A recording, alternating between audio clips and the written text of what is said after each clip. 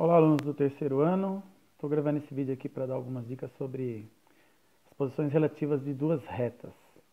No caso aqui, a gente pode ter algumas posições relativas, como por exemplo, retas concorrentes.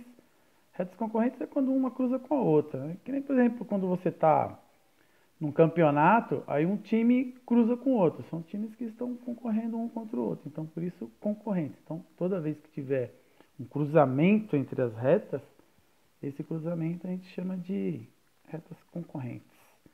Que no caso desse exemplo, o cruzamento vai acontecer exatamente nesse pontinho aqui, ó. Tá bom? A outra posição relativa são as retas paralelas, né? As retas paralelas são essas que nunca vão se cruzar.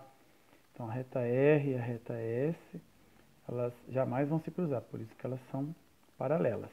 E temos as perpendiculares. As perpendiculares, elas se cruzam e elas formam um ângulo de 90 graus. Então por isso que ela se chama perpendicular.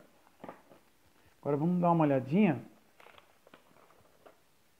quais são as condições para que isso aconteça. Então, por exemplo, aqui a condição de paralelismo. Quando é que eu tenho duas retas paralelas? Então, se você olhar, o que tem na reta R, que está em verde ali, e o que tem na reta S, que está em vermelho ali, que eu posso comparar e falar assim, olha, nessa reta tem a mesma coisa que a outra. É esse ângulozinho aí que está em azul. Então, os ângulos são iguais. Se os ângulos são iguais, então quando eu tiver a equação de cada uma dessas retas aí, os coeficientes angulares, que a gente já viu em aula anterior, são iguais. Então, se o ângulo é igual, os coeficientes angulares são iguais. Porque a gente viu que o coeficiente angular, ele é a tangente do ângulo, né? E quando é que eu tenho uma condição de perpendicularidade? Então, quer dizer, elas se cruzam e são perpendiculares. Se você observar bem aqui, se tiver a reta R, essa que está em verde, a gente tem esse ângulo pequenininho aqui, né? Se você pegar a reta S, que é essa aqui que está em vermelho, tem esse ângulo um pouquinho maior. Quais são as características dessas duas retas aqui, ó? Essa aqui, se você for no sentido do X, você vai poder observar que ela está aumentando, está subindo.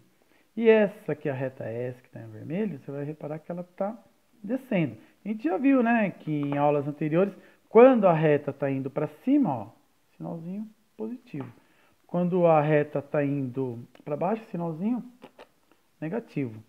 Então, de que maneira, através das equações, através da álgebra, eu vou conseguir comprovar isso daí? Acontece o seguinte, quando você olha aqui o coeficiente angular, você vai ver que enquanto um está no sentido, a outra está no sentido contrário. Então, por isso esse sinalzinho de menos aqui, ó. E ela também está numa posição que é invertida em relação à outra. Então, por isso que é 1 sobre o coeficiente angular, né? Que é o caso aqui, o MR em relação ao MS. Então, qual é a principal característica? É que uma vai estar invertida e com sinal oposto em relação à outra. Se eu pegar esse M e jogar para o lado de cá, nessa sentença, eu vou ter que o MR vezes o MS é igual a menos 1, que é a condição fundamental para você ter essa perpendicularidade. Outra forma de você comprovar também, deixa eu aproveitar e fazer um círculo trigonométrico aqui. Quando vocês estudaram lá a trigonometria, você tinha a tangente que fica aqui no cantinho, né? Então vamos pegar um ângulo aqui, por exemplo, 45 graus. Se você puxar a tangente aqui, ó, ela é positiva. Mas se você olhar aqui a questão dela ter uma referência de 90 graus em relação à outra, se eu fizer 90 graus aqui, ó, eu vou sair do primeiro quadrante para o segundo quadrante. Aí a tangente vai lá para baixo e vai ficar negativo. Então, se eu multiplicar qualquer valor que seja aqui, mais com menos, vai dar menos. Por isso que é esse menos aqui. Como eu sei que os ângulos eles acabam se complementando para dar o valor de 1 aqui, então vai ser menos 1. Então, eu já vou conseguir aí, através dos valores, né, quando eu tiver as equações, conseguir comprovar se ela é perpendicular fazendo isso, multiplicando o coeficiente angular de uma reta por outra. Se der menos 1, aí ela é perpendicular. Ou você observa uma em relação à outra, se o coeficiente angular de uma tiver com sinal trocado e ela tiver com o numerador e o denominador invertido uma em relação à outra, eu também já sei que é perpendicular. Vamos dar uma olhadinha aqui num exemplo, só que a gente vai lembrar assim, ó, sempre vai ser muito mais fácil você analisar quando você tiver com a equação reduzida. Por quê? A equação reduzida, perdão, ela é aquela que é menorzinha, né? Passa a impressão, né? Por ser menor. Então eu vou ter lá o mx, mais aqui um valor do coeficiente linear. O angular é esse daqui. Então se ela tiver nesse formato, eu já vou direto aqui, ó, pá, já sei quanto que é o coeficiente angular. Mas se ela tiver em qualquer outro formato, vale a pena você dar uma manipulada nela, transformar numa equação reduzida ou procurar alguma maneira aí de você encontrar. Se você optar em fazer pela reduzida, aí, por exemplo, você faria assim, né? Você tem lá a equação geral, o que você faz para você ter a reduzida? Pega tudo que não é o y, passa para o lado direito. Então, peguei o 6x, passei para cá, né? Ficou menos 6x. Peguei o menos 3, passei para cá, ficou mais 3. E passei esse 4 que estava multiplicando e dividindo. Acontece que aqui vai ter duas fraçõezinhas, né? Então, daí eu dou uma simplificadinha aqui, divido por 2, divido por 2. Eu vou ter o meu coeficiente aqui angular, que é menos 3/6. Para a outra equação ali do exemplo, né, para ver se as duas, qual que é a posição delas, quando eu olhar aqui, ó, eu tenho um 9x mais 6y menos 1.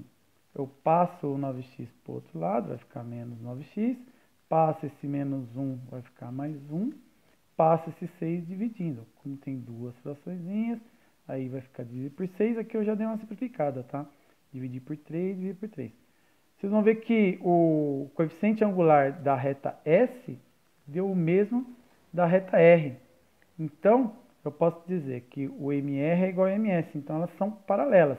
Agora, se você usar aquela formulinha que a gente viu anteriormente, quando eu tenho lá a equação, né, do tipo geral, então eu posso fazer o seguinte, posso pegar aqui, ó, a equação geral, ax mais by mais c. Eu posso fazer a dividido por b e troca o sinal, que foi exatamente o que aconteceu aqui, né? Se você for observar bem, ó, peguei o 6, dividi pelo 4, troquei o sinal, aí eu simplifiquei. Aqui também, mesma coisa.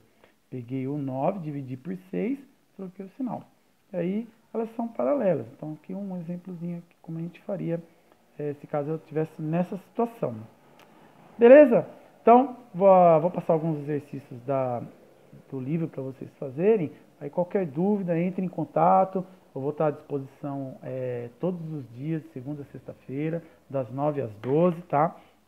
Para poder atender todo mundo. Tá? Um abraço a todos e se cuidem.